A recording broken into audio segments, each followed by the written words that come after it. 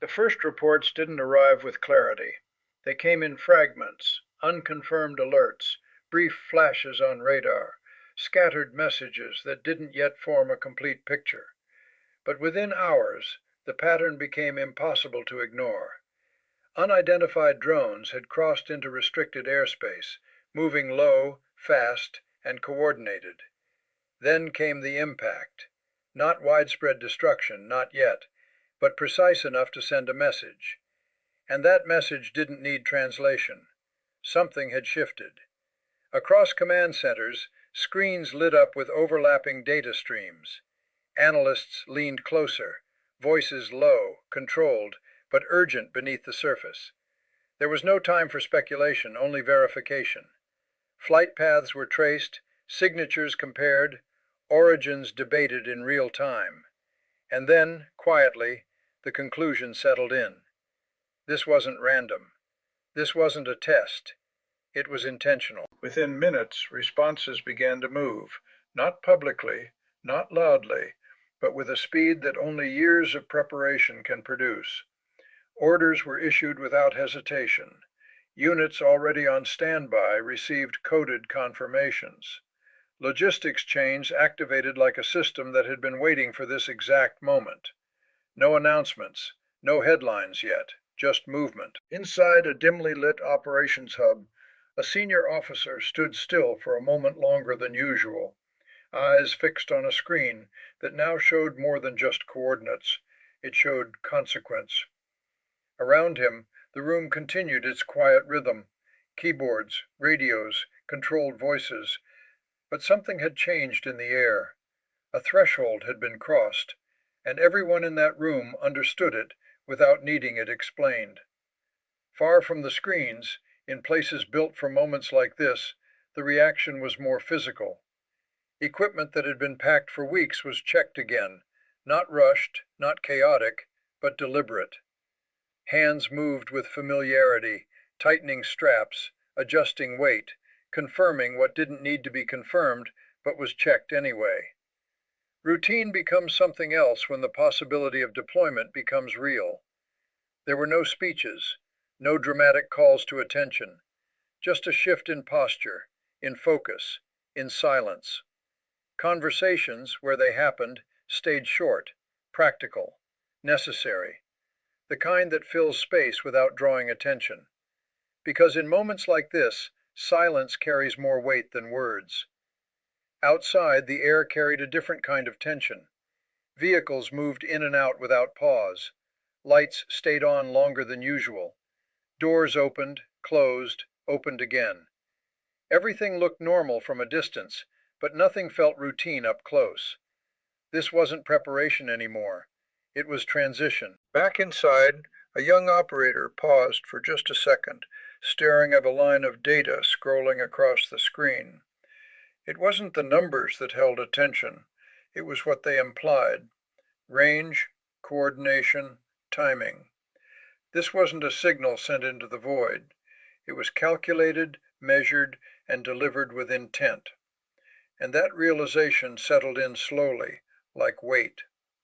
As confirmations continued to come in, one thing became clear. This wasn't going to stay contained. Not geographically, not politically, not strategically. The response would extend beyond a single action, beyond a single decision. It would unfold in layers, each one building on the last. Somewhere else, far from the immediate focus, engines were already being prepared, fuel lines connected, systems checked, not in reaction, but in anticipation.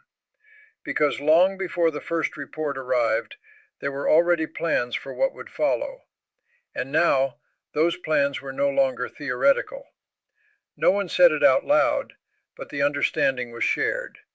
This wasn't the end of something. It was the beginning. The shift from awareness to action didn't come with a signal anyone could hear. It came through quiet confirmations, through systems turning from passive to active without hesitation. In multiple locations, far apart but connected by the same chain of command, the tempo increased. Not chaotic, not rushed, just faster, sharper, more deliberate. What had been preparation now became execution. On the ground, movement took on a different rhythm. Vehicles aligned with purpose, not routine. Crews that had been waiting without knowing when now moved as if the timing had always been certain. There was no confusion, only sequence. One step followed another, each part fitting into a larger structure that no single person could fully see, but everyone trusted completely. Inside secured facilities, briefings were stripped down to essentials. No extended explanations, no unnecessary detail. Just objectives, coordinates, and timing. Maps updated in real time, shifting slightly with each new piece of intelligence. What was known was enough. What wasn't would be discovered along the way. That was understood. Across a wide stretch of tarmac, aircraft stood ready under artificial light that made night feel like a controlled extension of day. Ground crews moved between them with practiced efficiency, checking systems that had already been checked before. Nothing was assumed. Every connection, every panel, every indicator was verified again. Because when things begin to move at this scale, there is no space for oversight. Nearby, personnel gathered in small groups, not for conversation, but for alignment. Gear was adjusted, redistributed, secured. Weight mattered. Balance mattered. Even the smallest discomfort could become a problem later, so adjustments were made now, quietly, methodically. Some glanced at the ground, others straight ahead. No one needed to say what they were thinking. It was already understood.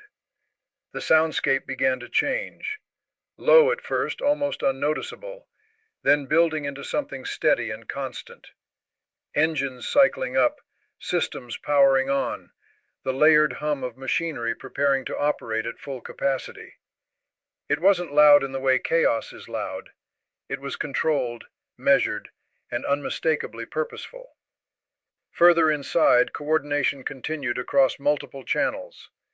Voices overlapped but never collided. Information moved quickly, filtered, refined, passed along. There was no room for delay. Each update mattered, even the smallest shift in timing or position. Because at this level, small changes ripple outward. Then came the moment when waiting ended, not with a command shouted across a room, but with a simple change in status. Units that had been on hold were now active. Clearances granted. Pathways opened. The system in all its complexity began to move as one. Out on the tarmac, the first signs were visible. Lights adjusted, doors opened, ramps lowered. Movement that had been contained now flowed outward in a steady line. No hesitation, no looking around for confirmation. Each person knew where to go, what to carry, how to move. This was repetition turned into instinct. Inside one aircraft, a crew moved through final checks with quiet focus. Instruments scanned, readings confirmed, sequences followed in exact order. There was no room for improvisation here. Everything had been designed for this moment, and now it was being followed precisely. In the rear sections, rows began to fill, not with noise, not with conversation, but with presence. Individuals taking their places, securing equipment, adjusting to the confined space that would carry them forward. Some leaned back slightly, eyes closed for a moment. Others stared ahead, focused but distant. No one asked how long it would take. That question didn't matter anymore. Outside, another aircraft followed the same pattern, then another. The scale became visible not through a single action, but through repetition. One becomes two, two becomes several, and suddenly the operation isn't isolated, it's expanding. In the distance, lights trace the edges of runways, stretching into darkness. Beyond them, nothing could be seen, but everything was already accounted for. Routes calculated, conditions monitored, contingencies prepared. This wasn't movement into the unknown, it was movement into something anticipated, even if the outcome remained uncertain. Back inside the command flow, updates continued without pause. Timelines adjusted by seconds, sometimes less. Everything remained fluid, but controlled. The system adapted as it moved, refining itself in real time. And through all of it, one thing remained consistent. There was no dramatic moment, no single turning point that marked the beginning, because the beginning had already happened. This was simply what came next. The transition from movement to arrival was almost imperceptible. Hours passed not in moments, but in a steady hum of engines, vibration, and quiet endurance. Inside the aircraft, time stretched differently. There were no windows for most, no visual markers to measure distance or progress, only the constant reminder that the ground beneath them was changing with every passing minute. Conversations, when they happened, were brief and low. Most chose silence. It was easier that way. Up front, the environment was different, but no less focused. Screens glowed in controlled darkness, instruments steady, voices calm and precise. Every adjustment mattered, every correction made with intent. There was no room for distraction, only sequence and awareness. Beyond the cockpit glass, the world shifted from darkness to layers of cloud, then back again, the horizon barely visible at altitude. The route ahead had already been mapped, but conditions could still change. They always could. As the aircraft crossed invisible boundaries, the operation expanded beyond what any single group could see. Signals moved between systems, between units, between regions. What had started as a response was now becoming presence. Not loud, not announced, but undeniable in its scale. Each aircraft in the air, each unit on the move, added another layer to something much larger than the initial trigger. Then, slowly, descent began. It wasn't marked by a sudden drop, but by subtle shifts, engine tone adjusting, angle changing, the feeling of altitude easing away. Inside the aircraft, no announcement was needed. Those who had done this before recognized it immediately. The moment when motion changes direction, when forward becomes downward, when arrival stops being theoretical. The first view of the ground came in fragments. A break in the clouds, a strip of light, then darkness again. Then more detail, shapes forming, patterns emerging, the outline of infrastructure built for exactly this kind of arrival. Runways stretched across the landscape, lit in straight lines that cut through the surrounding emptiness. Beyond them, little else, just open terrain, flat and distant, offering no distraction from what was about to happen. The landing itself was controlled, almost routine in execution.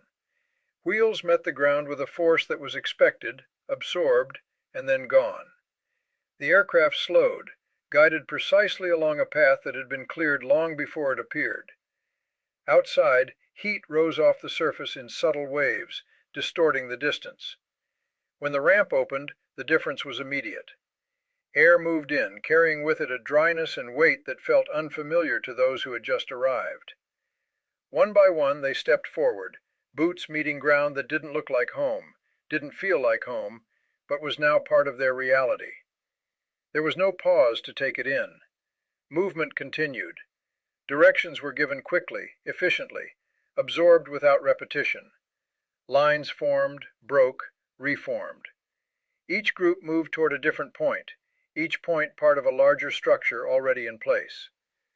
The base was active long before this arrival, and it absorbed the new presence without disruption. What had just landed was not an event here, it was reinforcement. Further back, a different kind of operation unfolded. The aircraft wasn't empty yet, not in the way that mattered.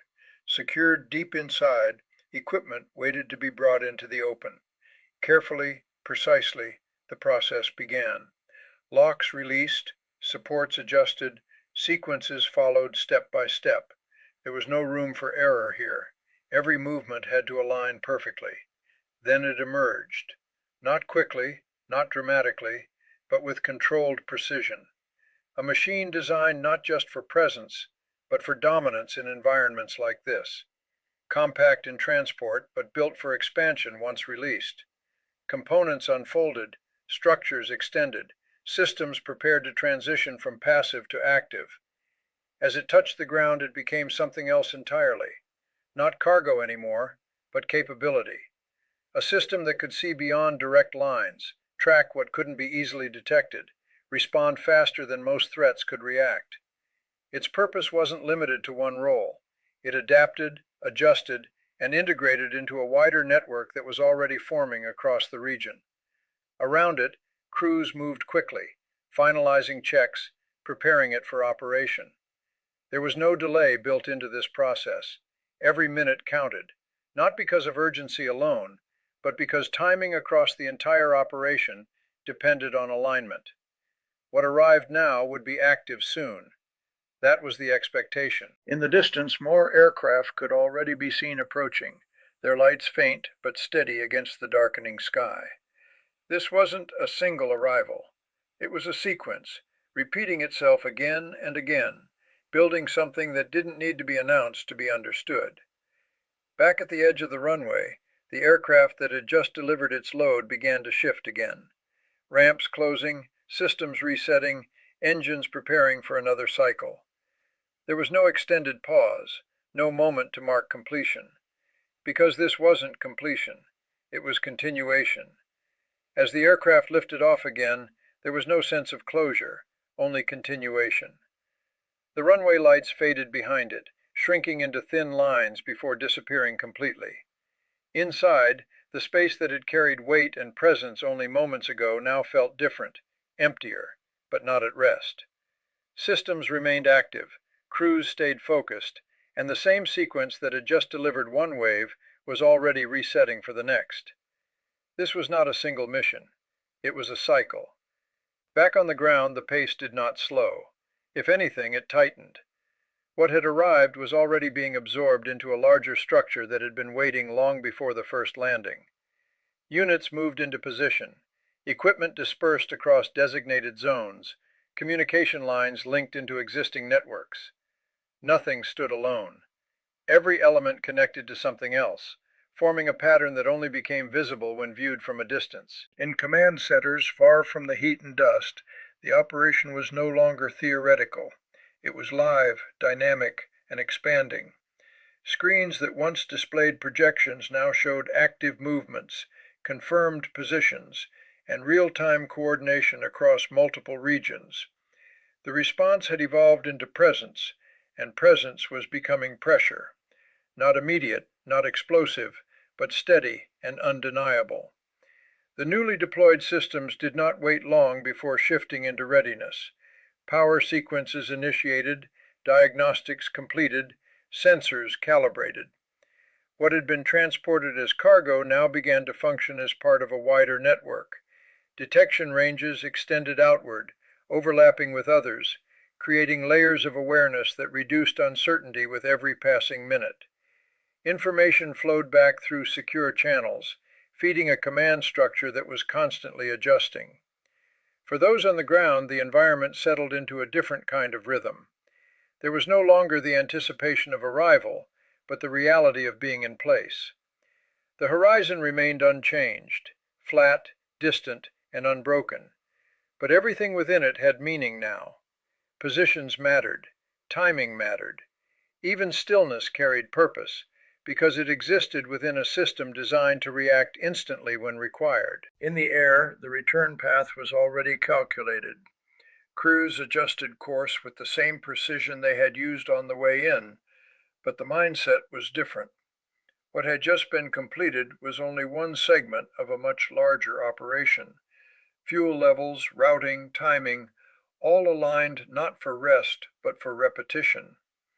Because waiting back at origin were more units, more equipment, more elements ready to be moved.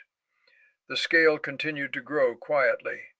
One rotation became several, several became constant movement. Aircraft crossing the same paths again and again, linking distant locations into a single operational flow. It didn't need to be announced. It didn't need to be seen by everyone. But for those watching closely, the pattern was clear. This was build-up, and build-up carries its own message, not through words, but through presence, through the undeniable reality that something larger is forming, piece by piece, beyond the point where it can easily be reversed. Every additional movement reinforced that message, adding weight to what had already been set in motion. The initial trigger, the strikes, the signals, the uncertainty, had already done its part. What followed now was response, structured and sustained. Back on the ground, the newly arrived forces settled into operational readiness. Briefings continued, updates refined, contingencies reviewed. There was no assumption of immediate action, but there was no expectation of delay either. Everything existed in a state of readiness that could shift at any moment, depending on what came next. And what came next remained unwritten, because operations like this do not end with arrival. They evolve, they adapt. They continue until something changes the equation, until pressure becomes decision, until presence becomes action, or until a new signal alters the course entirely. Until then, the movement doesn't stop. It repeats, expands, and holds. Waiting, not for permission, but for the moment when waiting is no longer required.